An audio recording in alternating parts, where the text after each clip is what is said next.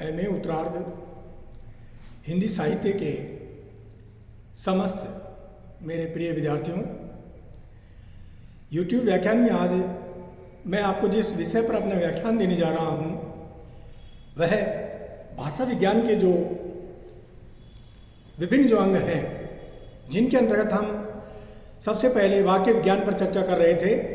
पिछले YouTube व्याख्यान में हमने वाक्य विज्ञान के बारे में थोड़ा जाना। आज हम उसी वाक्य विज्ञान की जो परिभाषा है उस परिभाषा में ध्यान देने के योग्य कौन कौन सी प्रमुख बातें होती है उनके बारे में हम विस्तृत रूप में चर्चा करेंगे। और जैसा वाक्य विज्ञान की जो परिभाषा में ध्यान देने की जो प्रमुख बातें हैं उनमें सबसे पहली दो बातों को हम पहले जान चुके हैं। तीसरी जो बात है वह है वाक्य में अर्थ की पूर्णता हो सकती है और नहीं। यहाँ प्राय भाषा में एक से अधिक शब्द जरूर होते हैं, किंतु बातचीत में प्राय वाक्य एक शब्द के भी होते हैं। पिछले YouTube व्याख्यानों में हमने इस पर विस्तृत रूप से जान लिया है। जैसे एक छोटा सा बच्चा अपनी तुतलाती हुई आवाज़ में अपनी माँ से बिस्कुट की मांग करेगा तो अकेले बिस्कुट शब्द से ही उसकी माता उसके पूर्ण वाक्य को समझ जाएगी। यहाँ प्राय वाक्य एक शब्द के भी होते हैं। विशिष्ट संदर्भ में हाँ, जाओ, बैठो, लिखो, पढ़ो, ये नहीं, ये सब क्या है? वाक्य ही है। यूँ ये एक शब्दीय वाक्य पूरे वाक्य के अन्य शब्दों के लोप से बने होते हैं। ठीक वैसे ही अर्थ की पूर्णता वाक्य में भी हो सकती है। अब यहाँ जैसे सबसे पहला उदाहरण हम लेंगे, 2 और 2 4 होते हैं। दूसरा उदाहरण हम लेंगे, सूरज पश्चिम में निकलता है। सूरज पश्चिम में निकलता है। तो सूरज पश्चिम में नहीं निकलता, बल्कि सूरज कौन सी दिशा में उगता है? पूर्व दिशा में उदित होता है। और तीसरा जो उदाहरण हम लेंगे, बिना पानी के पौधा सूख जाता है और नहीं भी। चौथा उदाहरण हम लेंगे, अब तो यह भी उसके घर जाने लगा है। पांचवा उदाहरण, वह पुस्तक देती है। छठा उदाहरण है, उस समय वह भी गायब था। तो ये 6 उदाहरण मैंने आप लोगों को गिनाए हैं और ये तीनों ही वाक्य क्या हैं? वाक्य हैं। यद्यपि अर्थ की दृष्टि से ये स्पष्ट है और अपूर्ण है, इनका कोई अर्थ नहीं निकल रहा, अपूर्ण है। जैसे उसे, किसे और वह कौन पुस्तक देती है, इस तरह वाक्य के लिए आर्थिक यानी अर्थ की पूर्णता का होना आवश्यक नहीं है। यहाँ अगले पॉइंट पर जब हम विचार कर रहे हैं, जो महत्वपूर्ण जो बात है अगली, वह है वाक्य व्याकरणिक दृष्टि से पूर्ण होता है।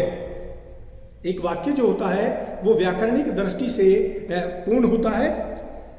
व्याकरणिक पूर्णता आर्थिक पूर्णता से भिन्न होती है और व्याकरणिक पूर्णता का अर्थ विशिष्ट संदर्भ में वाक्य के लिए व्याकरणिक दृष्टि से अपेक्षित सभी पदों अथवा शब्दों का होना, या ऊपर जो 4 5 6 ये 4 5 6 जो बातें जो बताई जा रही हैं उनके लिए वाक्य आर्थिक दृष्टि से पूरी बात का बोध कराने में असमर्थ होते हुए भी व्याकरणिक दृष्टि से पूर्ण है।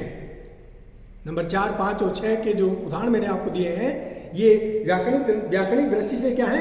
पूर्ण है, क्योंकि उनमें कर्ता भी है, कर्म भी है और क्रिया भी है आदि अपेक्षित सभी वाक्य अवयव हैं। यह नहीं कहा जा सकता है कि इनमें व्याकरणिक दृष्टि से किसी भी शब्द की कमी है और इस प्रकार की व्याकरणिक पूर्णता सभी वाक्यों के लिए अनिवार्यत है, आवश्यक है। अगली जो महत्वपूर्ण बात है वह है कि व्याकरणिक पूर्णता कभी कभी संदर्भ पर भी निर्भर करती है। यहाँ कभी तो वाक्य व्याकरणिक दृष्टि से पूर्ण होते हैं, किंतु कभी कभी बोलचाल या साहित्यिक रचनाओं में कथोपकथन आदि में उनमें व्याकरणिक दृष्टि से अपेक्षित सारे जो शब्द हैं वो नहीं होते हैं, वे लुप्त रहते हैं। ऐसे वाक्यों की व्याकरणिक पूर्णता संदर्भ विशेष पर ही यहाँ निर्भर करती है और श्रोता या पाठक संदर्भ विशेष में उनके लुप्त शब्दों को जोड़कर अर्थ की प्रतीति कर लेता है। जैसे उदाहरण के लिए राकेश पूछ रहा है, किससे पूछ रहा है? महेश से। राकेश महेश से पूछ रहा है, तुमने खाना खा लिया? महेश कह रहा है नहीं, और महेश ही वापस राकेश से क्या कह रहा है? और तुमने? राकेश कह रहा है महेश से हाँ। यहां नहीं, तुमने, हाँ, तीनों ही वाक्य हैं। इस संदर्भ में नहीं, मैंने खाना नहीं खाया का संक्षेप है, और तुमने, क्या तुमने खा लिया का, तथा हाँ हाँ मैंने खा लिया का। यहां अगली जो महत्वपूर्ण बात जो हम जिस पर चर्चा करने जा रहे हैं वह है कि वाक्य में प्रत्यक्ष या परोक्ष रूप से कम एक समापिका क्रिया का भाव अवश्य होता है। यहां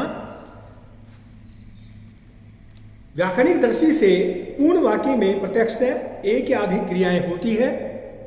जैसे एक क्रिया भी मिलेगी और एक क्रिया से संबंधित जो उदाहरण हम ले सकते हैं, राम गया। पहला उदाहरण है राम गया, और दूसरा उदाहरण है मोहन जाता है। तीसरा उदाहरण है मुझे नहीं जाना है। एक से अधिक क्रिया वाले वाक्य भी होते हैं। उनमें किस वाक्य को हम ले सकते हैं? जैसे पहला उदाहरण है राम ने कहा कि मैं जाऊंगा। राम ने कहा कि मैं जाऊंगा, एक से अधिक क्रिया है इसमें। दूसरा है राम ने कहा कि मोहन जा रहा है, अतः वह नहीं जा सकता। राम ने कहा कि मोहन जा रहा है, अतः वह नहीं जा सकता। इसमें दो क्रियाएं हैं। अब यहाँ तीसरा उदाहरण हम लेते हैं। राम ने बताया कि शीला तब खाली होती है जब उसका पति खा पीकर ऑफिस चला जाता है, कार्यालय चला जाता है, तब वो खाली होती है। तो इसमें भी दो क्रियाएं हैं। जिन वाक्यों की व्याकरणिक पूर्णता यहाँ संदर्भ पर निर्भर करती है उनमें कभी कभी क्रिया नहीं भी होती है, और ऊपर जो व्याकरणिक पूर्णता कभी कभी संदर्भ पर निर्भर करती है, इसके बारे में हमने जिक्र कर लिया है। उदाहरणों में नहीं और तुमने, हाँ, तीनों में ही क्रिया प्रत्यक्ष रूप से नहीं है, किंतु बिना उनकी कल्पना किए या बिना उनको लाए इन वाक्यों को समझा ही नहीं जा सकता है। इस प्रकार क्रिया या तो प्रत्यक्षता होगी या फिर संदर्भ से ही हम उसका अनुमान लगा लेंगे। अब यहाँ ये महत्वपूर्ण बातें थी वाक्य के संबंध में, और अब हम चर्चा करेंगे कि वाक्य की जो आवश्यकताएं हैं कि एक वाक्य के अंतर्गत यहाँ कौन कौन सी चीज़ों का होना बहुत जरूरी है, और जब तक वो चीज़ें नहीं होगी, वो बातें नहीं होगी, तब तक उस वाक्य को हम एक श्रेष्ठ वाक्य की श्रेणी में नहीं रख सकते। तो उनमें सबसे प्रमुख है सार्थकता। वाक्य सार्थक होने चाहिए। वाक्य में एक योग्यता का होना बहुत जरूरी है। वाक्य में आकांक्षा भी होती है, इच्छा, जिसको हम इच्छा कहते हैं। वाक्य में सानिध्य या आसक्ति का होना बहुत जरूरी है, और वाक्य में अंतिम जो उसकी जो प्रमुख बात है वह है अन्विति। एक वाक्य में अन्विति का होना बहुत जरूरी है। अब हम इनके ऊपर यहाँ चर्चा करते हैं। यानी वाक्य की जो आवश्यकताएं हैं, जो वाक्य को एक पूर्ण वाक्य बनाती है, और पीछे वाक्य की परिभाषा के प्रसंग में भारतीय दृष्टि से आचार्य विश्वनाथ ने जो अपनी परिभाषा दी है, उस परिभाषा में ये 5 बातें वाक्य के लिए नितांत आवश्यक मानी गई है। और सार्थकता, योग्यता, आकांक्षा, सानिधि और जिसको कहते हैं अन्विति। सानिधि अलग होती है। सानिधि का मतलब होता है सानिधि या आसक्ति, और अन्विति ये इसकी अंतिम मुख्य बात है। यहाँ हम पांचों ही के विस्तृत रूप को हम इस प्रकार से यहाँ समझ सकते हैं। जैसे सार्थकता, सबसे पहली जो वाक्य की जो आवश्यकता होती है वह है सार्थकता। सार्थकता का आशय यह होता है कि वाक्य के शब्द जो हैं वो सार्थक होने बहुत आवश्यक हैं, जरूरी है। और दूसरा है योग्यता। योग्यता का आशय है कि शब्दों की आपस में संगति वहाँ बैठनी चाहिए। वाक्य में जो भी शब्द प्रयोग में लिए जा रहे हैं उन वाक्य के उन शब्दों की जो संगति है वो ठीक बैठनी चाहिए। शब्दों में प्रसंगानुकूल भाव का बोध कराने की योग्यता या क्षमता का होना बहुत जरूरी है। वह पेड़ को पत्थर से सींचता है। एक उदाहरण यहाँ हम देखना चाहेंगे। वह पेड़ को पत्थर से सींचता है। अब ये उलटबासी जरूर हो सकती है, एक श्रेष्ठ वाक्य हम इसको नहीं कह सकते, क्योंकि पेड़ को किससे सिंचित किया जाता है? पानी से, और यहाँ पेड़ को किससे सिंचित किया जा रहा है? पत्थर से। वाक्य में शब्द तो सार्थक हैं, किंतु पत्थर से सींचना नहीं होता, इसलिए शब्दों की परस्पर योग्यता की कमी है। अतः यह सामान्य अर्थ में वाक्य नहीं है, उलटबासी भले ही ये हो सकती है। यहाँ तीसरी जो इसकी मुख्य आवश्यकता जो है वह है आकांक्षा, और आकांक्षा का अर्थ है इच्छा, अर्थात जानने की इच्छा, अर्थात अर्थ की अपूर्णता वाक्य में इतनी शक्ति होनी चाहिए कि वह पूरा अर्थ दे। उसे सुनकर भाव पूरा करने के लिए कुछ जानने की आकांक्षा या इच्छा ही शेष न रहे। यह शर्त व्यवहारास्पद है। पीछे वाक्य में अर्थ की पूर्णता पर सविस्तार विचार किया जा चुका है। अब चौथी जो इसकी आवश्यकता है उसके ऊपर हम अब यहाँ विचार करेंगे। सानिधि।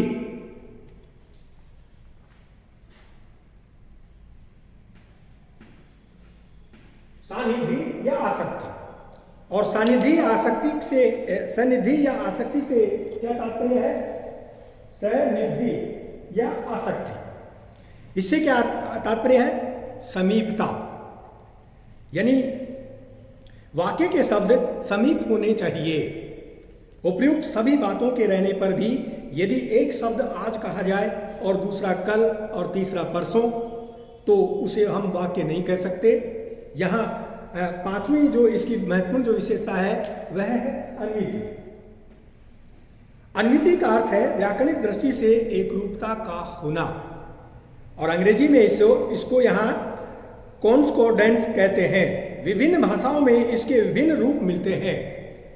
यह समान रूपता प्राय वचन, कारक, लिंग और पुरुष आदि की दृष्टि से होती है। हिंदी में क्रिया प्राय लिंग, वचन, पुरुष में कर्ता के अनुकूल होती है। सीता गए न तो ठीक वाक्य है, सीता गई होता तो ये ठीक वाक्य मान लिया जाता। जैसे केरला में भी लोग इस तरह के वाक्य बोलते हुए हमें वहाँ सुनाई दे सकते हैं कि उसके पास एक साइकिल था। अब साइकिल था, साइकिल थी, और मान लीजिए वो किसी आवागमन के साधन से आ रहा है तो बस स्टैंड पर बस खड़ा था। वो इस तरह के वाक्य वहाँ प्रयोग में लेते हैं या बोलते हैं। तो न तो वो ठीक वाक्य माने जाते हैं और न ही वो दूसरा हम उदाहरण यहाँ ले सकते हैं कि राम जा रही है, जैसे केरला वाले लोग बोलते हैं पुल्लिंग को स्त्रीलिंग और स्त्रीलिंग को पुल्लिंग करके वो बोलते हैं राम जा रही है, पुरुष आ रही है, स्त्री जा रहा है, ऐसे वो बोलते हैं। तो यहाँ हम इनको पूर्ण वाक्य की श्रेणी में नहीं रख सकते, क्योंकि यहाँ न तो सीता और गए में अन्विति है और न राम और जा रही में यहाँ अन्विति है।